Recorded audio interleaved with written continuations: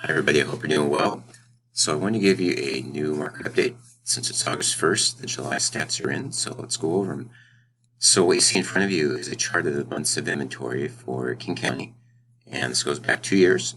And this is just for houses for sale compared to the absorption of those houses or buyers making offers on them. And again, if you read a book on inventory, the book would say anywhere between 0 to 3 months is a seller's market, 3 to roughly 6 months would be a neutral market, and 6 months or more, or 5 or 6 months or more, being a buyer's market. What that doesn't go over is momentum. And so while if you look at, and you'll see there, as of the end of July, we have 2 months of inventory. Again, if you just look at the number, you'd think we're in a seller's market. The truth of the matter is, in my opinion, we're actually in a buyer's market. And I'll show you why. So, as you can see, for a number of months here, we were bouncing up and down right around a half or less than a half a month of inventory, and that was why our market was going crazy. Well, as the rates began to increase and our inflation's been hitting us, of course, you see back in May, there was 0.8 months of inventory. In June, it went up to 1.3 months. In July, 2 months. So over the course of 3 months, we've actually more than doubled our inventory.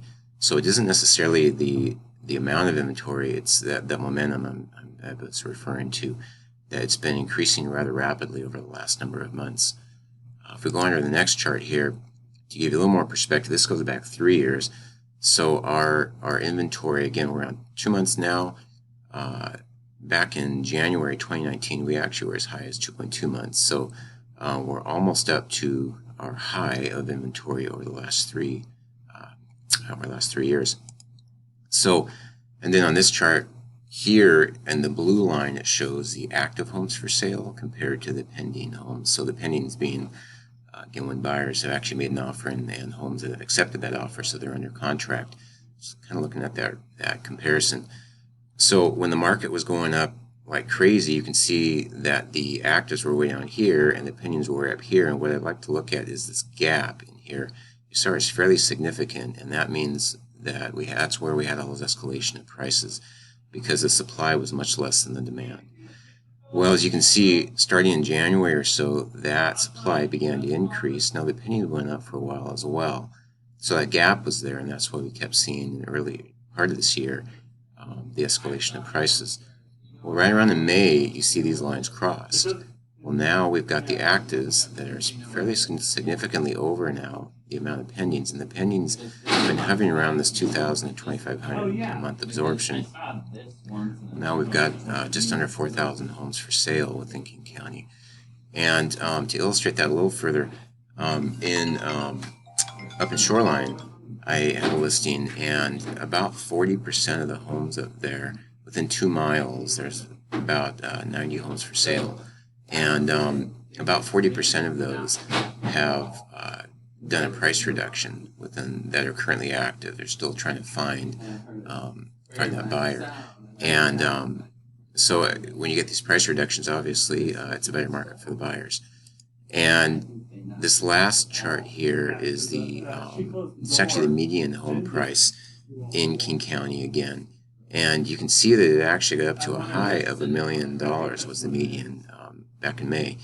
Well, in June and July, it's actually gone down to $900,000 now. So over the last 2 months, it's gone down $100,000, or 10% basically, within King County. So that is fairly significant for the length of time that it took for that to happen. So things have gone down. You can see it's the rate of going down seems to be maybe not necessarily leveling out, but leveling out a little bit more anyways. And we'll see how things project. It wouldn't surprise me at all if they anticipate the rates going up a little higher, hovering around between 5.5% to 6%, depending on who you talk to. More than likely, those will probably increase a little bit more. My guess is the inventory will continue to increase over the next few months until the rates continue to hopefully start to stabilize more, and hopefully inflation starts to we get a better handle on that. But that's where we're at the moment. So all is not lost for the sellers. You just have to price it right. You got to get underneath your competition so that you're kind of the shiny penny, so to speak, compared to what other buyers are seeing. that will lead the buyers to yours to hopefully make an offer on your home. And if you're a buyer, honestly, it's a good time to buy. Your rate's a little higher, but the willingness for sellers to negotiate is much better than it was before. You can get an inspection now, and you can still run into multiple offers, but it's far less common.